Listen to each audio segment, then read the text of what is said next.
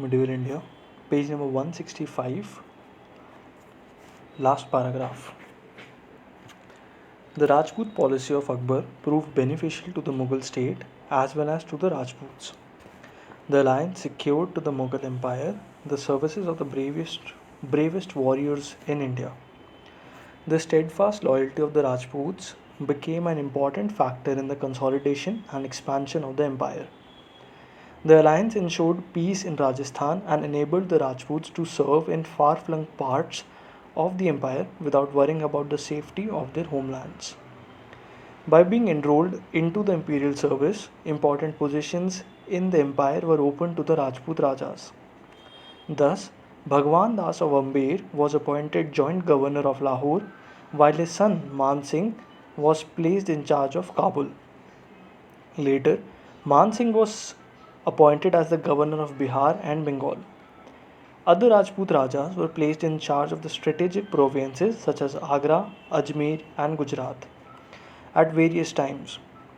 As high grandees of the empire, they were granted Jagirs in addition to hereditary kingdoms, augmenting their resources. Akbar's Rajput policy was continued by his successors Jahangir and Shah Jahan. Jahangir, whose mother was a Rajput princess, had himself married a Kachwaha princess as well as Jodhpur princess.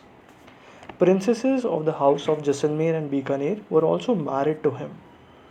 Jahangir gave the highest honor to the rulers of all these houses. The main achievement of Jahangir, however, was the settlement of the outstanding dispute with Mewar. Rana Pratap had also been succeeded by his son Amar Singh. Akbar had sent a series of expeditions against Amar Singh in order to force him to accept his conditions. Jahangir himself was sent against him twice, but could achieve little. After his succession in 1605, Jahangir took up the matter energetically. 3 successive campaigns were launched, but they could not break the Rana's will. In 1613, Jahangir himself reached Ajmer to direct the campaign. Prince Khurram, later Shah Jahan, was deputed with a large army to invade the mountainous parts of Mewar. The heavy pressure of the Mughal army, the depopulation of the country, and the ruination of the agriculture at last produced their effect.